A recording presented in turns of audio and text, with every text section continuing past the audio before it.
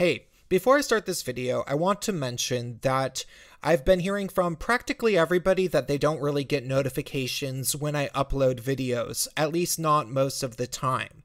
There is, however, a potential solution to this, which is to click on the bell button next to the subscribe button and make sure that the window shows up that you can see in this photo. And it will have a little option where you can say, see all notifications. So obviously click see all and hopefully that'll work itself out. Thanks. On with the video. Girls are coming of age in a very poisonous, girl-hurting culture. Reviving Ophelia is my attempt to talk about the developmental issues of girls this age, the culture they live in, the needs they have at this age that are and are not being met by American culture. When and why exactly third wave feminism ended? The story of Reviving Ophelia. Hey, it's Prince of Queens, and that was a bit of audio from Mary Pfeiffer, PhD holding clinical psychologist and outspoken far leftist, who once gave back a prize that she was offered by the American Psychological Association to protest what Wikipedia described as controversial interrogation techniques. She currently speaks out against the Keystone Pipeline and other such things.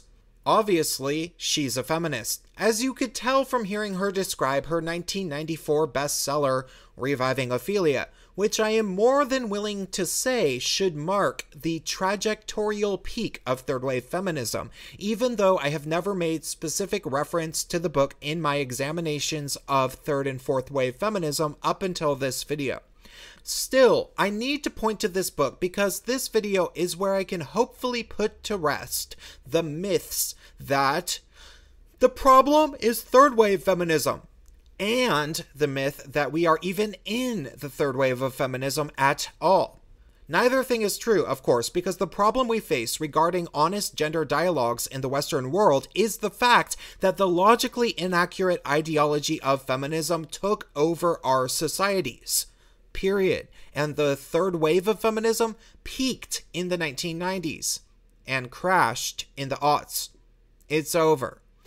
Now, feminism itself has never died since its inception in the first wave, of course. And I don't think that it's reasonable to imagine that it ever will. I explained this in my recent video, why fourth wave feminism is the only feminism that matters, so if you want to hear more, go there.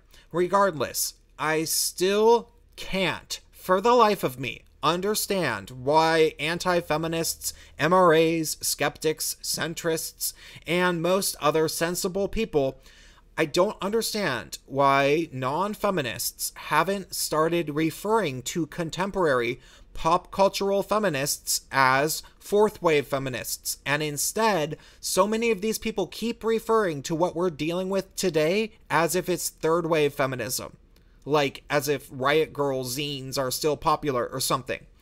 Thus, I guess I'm going to have to put this to rest, and the best way for me to do that will be by explaining in clear detail how exactly the third wave of feminism lived and died, in as clear of a detail as possible. That being said, let's start with how third wave feminism began. For one thing, people should remember that feminism never really dies, which is why we refer to its periods of cultural relevance in terms of waves in the first place. Obviously, the ocean never dries up, and instead, the water simply falls back in the ocean for the time being. And so, when we think about the third wave's inception, we should first note that the second wave of feminism, which we think of historically as women's liberation in the 1960s and 1970s, never died out completely. Though I would say probably became culturally rather unpopular due to the money and male ego glorification that the Reagan years were famous for. Regardless, the Wikipedia entry claims that third wave feminism started in the early 1990s, which was how I always personally thought of it. prior to hearing from some feminist critics that it actually started in the late 80s as gender studies departments began to become more and more common in universities. So the claim that third wave feminism was the result of intersectionality and the Marxist feminist takeover of academia that people like Christina Hoff Sommers and Camille Paglia were apparently complaining about publicly by the 1980s, well, seemingly it had probably gone on for decades. That all said, at this point in time, I don't know as much as I want to learn about the historical trajectory of women's studies, aka gender studies, aka feminist studies departments, growing to be a staple on basically every university campus in the Western world, to the point where they now largely control most of those campuses in so many ways, and regularly make demands like having everybody take mandatory consent courses. Properly researching the gradual feminist takeover of academia is probably something that could take years, and somebody or other should write an updated, proper, academically cited book about it from a non-feminist perspective, which includes fourth wave intersectional social media driven feminism into the equation, and how it evolved all the way from women's studies departments becoming an actual program at the University of San Diego in 1970 to where we are today. Regardless, when I personally think of waves, I don't think it's super relevant to get too academic about it, because academia can exist on its own without anybody bothering to care about it, in any subject. However, feminist movements definitely do have clearly defined moments in culture where they are strong and crashing, or they are weak and retreating, like waves. In the case of the third wave, feminism was strong in the 1990s. When Hillary Clinton was in the White House, people believed Anita Hill when she said that Clarence Thomas sexually harassed her. Girl power and the Lilith Fair was celebrated in music. Boys on the Side was a popular chick flick, and like I already mentioned, we had the massively influential but often forgotten book, Reviving Ophelia. Reviving Ophelia was a book that my mother read probably around 1995 or so, back when my sister, who was about 15 at the time, was having quite a lot of teen angst growing pains. Long story short, my sister had issues and was doing quite a lot of bad things. My mother had no idea what to do, and so one thing she did was to go to the world of self-help and parenting books, which she often did. I don't blame my mother for making this choice, mainly because it would have been tempting to buy into a narrative that said that it wasn't my sister's fault or the fault of her upbringing that inspired her to act out, but rather the fault of a toxic society that poisons the fragile feminine in all young people. If you were a parent, especially a self-identified feminist like my mother was at the time, why wouldn't you buy a popular book that tells you, it's not your daughter's fault that she's doing all these things. Society is set up so that the cards are stacked against girls. And by society, the author, Mary Pfeiffer, definitely does mean men. One of the things that happens to young men is they end up thinking that the most important thing in a date in a woman is attractiveness. They tend to see images of women not being the subjects of their own lives, but the objects of other people's gaze. So they get a kind of a view of women as very beautiful, passive, sexually attractive. So it socializes men to think about potential mates, potential partners, not in terms of their sense of humor or character or common interests, but in terms of their breast size and the shape they have and so on and so on.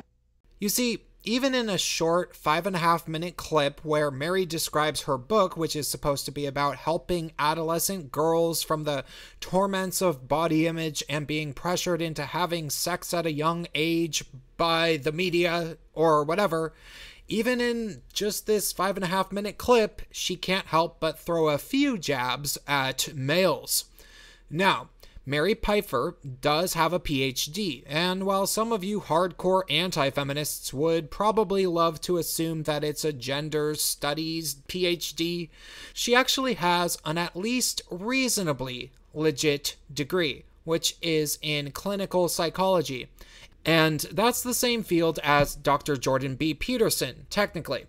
However, what that means is when she wrote the book, she did not work in the realm of gathering large sample selections from various studies, then analyzing them in a broad context, then forming a cultural psychological theory from pieces of well-reasoned data where she properly weighed various explanations about why certain trends might be happening regarding, say, anorexia rates in young girls that were maybe going up in the early 90s or whatever. Instead, the book Reviving Ophelia was actually written about case studies from individual therapy patients that she had worked with.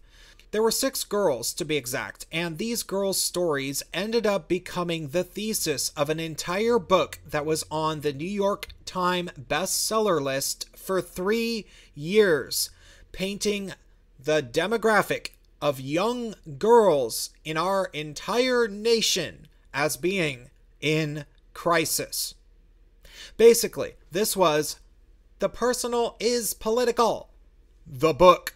And being that it was described as a call to arms by at least one book reviewer at the time, it undoubtedly led to countless instances of grassroots organizing all across the English-speaking world, where local parent-teacher associations would be temporarily hijacked by self-righteous feminist parents who needed to save the girls. The book was such a big deal that it eventually was made into a made-for-TV Lifetime movie in 2010, but I watched the first 20 minutes or so, and it wasn't nearly as interesting as I had hoped that maybe it would be. Has little to nothing to do with any therapy sessions with teenage girls that starve and cut themselves, at least right out the gate, and instead, it was basically just like any other Lifetime movie. That being said, a lot of people would say that intersectionality and Marxism was what dominated the third wave of feminism and differentiated it from the second wave, but I think that while that's kinda maybe true a little bit, it's a bit of an oversimplification. In actuality, I just think that feminism had an opportunity to make a big cultural push due to the political climate of the Clinton era, and books like Reviving Ophelia were some of their big guns. The message of the third wave, if you boil it down, was not that Black and trans women should be represented too, but rather the message was the same as it always is from feminists, which is that all females are all the victims of men, and we need to do something about it. However, the ironic thing was that even during the peak of third wave feminism, by the time the book Reviving Ophelia even came out, women and girls were already faring better than men and boys by almost every statistical metric conceivable, which is undoubtedly why the publishers didn't decide to publish an author who was a social psychologist that would actually publish data, and instead, they went with a few heart-wrenching personal stories from teenaged girls. Male suicide already drastically outweighed female suicide by 1994. Males were already a minority on university campuses in 1994. Males already were treated with negative bias in courts by 1994, and males have always been far more likely to be physically attacked and especially murdered than women. And so, eventually, well after Camille Paglia had already gone on politically incorrect with Bill Maher in 1996 in an effort to try to debunk a bunch of feminist myths and tell women to take responsibility for their own lives if they wanted to be treated with respect, finally, Bill Clinton's term ended and the Democratic Party was voted out of office in the year 2000.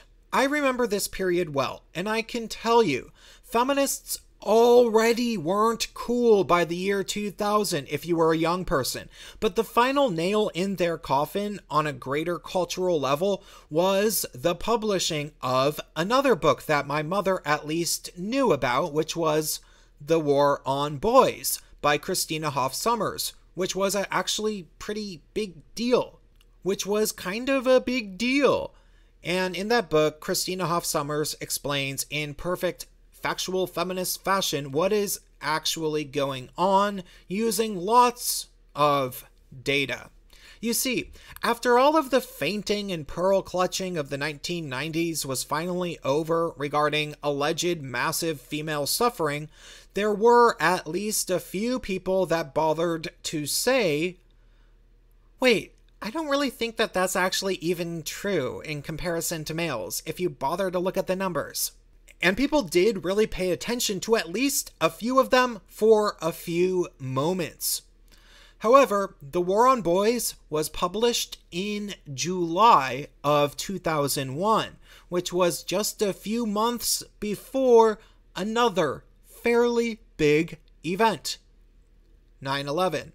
The first attack on U.S. soil, where 3,000 or so Americans died on our television screens, prompting a bunch of people to want to go to war in Iraq to stop the threat of weapons of mass destruction, which might be used on us, or to go in there and oust Hussein, or whatever motive people might have had for supporting the war or enlisting in the military at the time.